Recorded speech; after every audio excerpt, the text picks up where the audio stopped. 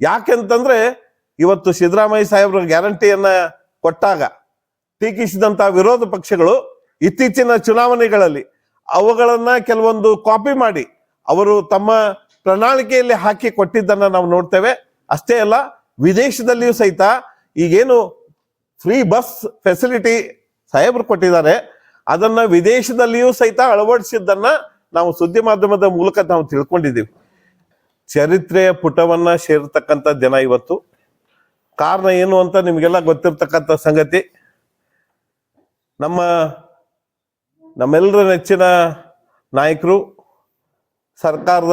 ಕರ್ನಾಟಕ ಸರ್ಕಾರದ ಜನಪ್ರಿಯ ಮುಖ್ಯಮಂತ್ರಿಗಳಾಗಿರ್ತಕ್ಕಂಥ ಸನ್ಮಾನ್ಯ ಶ್ರೀ ಸಿದ್ದರಾಮಯ್ಯ ಸಾಹೇಬರು 2793 ದಿನಗಳ ಒಂದು ಸುದೀರ್ಘ ಅವಧಿಯ ಒಂದು ಆಡಳಿತವನ್ನ ನಡೆಸಿರ್ತಕ್ಕಂಥ ದಿನ. ಇದು ಒಂದು ಸುವರ್ಣ ಅಕ್ಷರಗಳಿಂದ ಬರೆದಿರ್ತಕ್ಕಂಥ ದಿನ ಅಂತ ನಾವೆಲ್ಲ ತಿಳ್ಕೊಂಡಿದ್ದೀವಿ.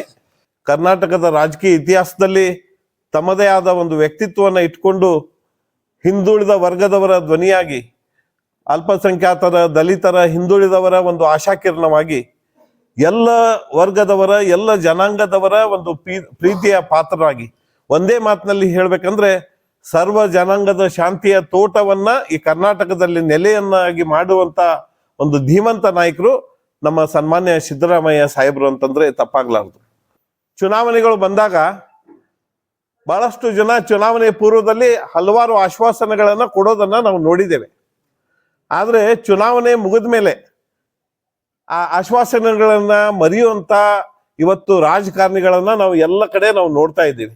ಚುನಾವಣೆಗಿಂತ ಮೊದಲೊಂದು ಮಾತಾಡ್ತಾರೆ, ಗೆದ್ದು ಬಂದ ನಂತರ ಮತ್ತೊಂದು ಮಾತಾಡ್ತಾರೆ. ಇಂಥ ಒಂದು ಕಾಲದಲ್ಲಿ ಚುನಾವಣೆಗಿಂತ ಮೊದಲು ಮಾಡಿರ್ತಕ್ಕಂಥ ಮಾತುಗಳನ್ನ ನೆನಪಿನಲ್ಲಿ ಇಟ್ಕೊಂಡು ನುಡಿದಂತೆ ನಡೆದಂತ ಸರ್ಕಾರ ಯಾವ್ದಾದ್ರು ಇದ್ರೆ ಅದು ನಮ್ಮ ಕಾಂಗ್ರೆಸ್ ಸರ್ಕಾರ ಅಂತ ನಾನು ಹೇಳಲಿಕ್ಕೆ ಇಷ್ಟಪಡ್ತಾ ಇದ್ದೀನಿ.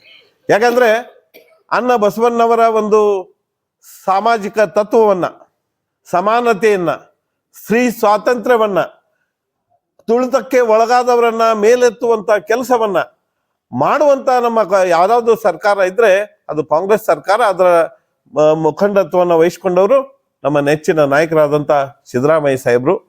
ಅವರ ಒಂದು ತತ್ವ, ಆದರ್ಶ ನಿಮಗೆಲ್ಲ ಗೊತ್ತು. ಪಂಚ ಗ್ಯಾರಂಟಿಯನ್ನ ಕೊಟ್ಟಾಗ ಬಹಳಷ್ಟು ಜನ ತಿಳ್ಕೊಂಡಿದ್ರು ಬಹುತೇಕ ಇವ್ಯಾವ ಗ್ಯಾರಂಟಿಗಳು ಚುನಾವಣೆ ಗಿಮಿಕ್, ಇವು ಆಗದೆ ಇರುವಂತಹದ್ದು ಅಂತ. ಆದ್ರೆ ಚುನಾವಣೆ ಆದ್ಮೇಲೆ ನುಡಿದಂತೆ ನಡೆದು ಒಂದು ಇಡೀ ಒಂದು ರಾಷ್ಟ್ರಕ್ಕೆ ಅಷ್ಟೇ ಅಲ್ಲ, ಇಡೀ ನಮ್ಮ ವಿಶ್ವಕ್ಕೆ ಮಾದರಿಯಾದವರು ನಮ್ಮ ಸಿದ್ದರಾಮಯ್ಯ ಸಾಹೇಬರು ಅಂತ ನಾನು ಹೇಳಲಿಕ್ಕೆ ಬಯಸ್ತೀನಿ.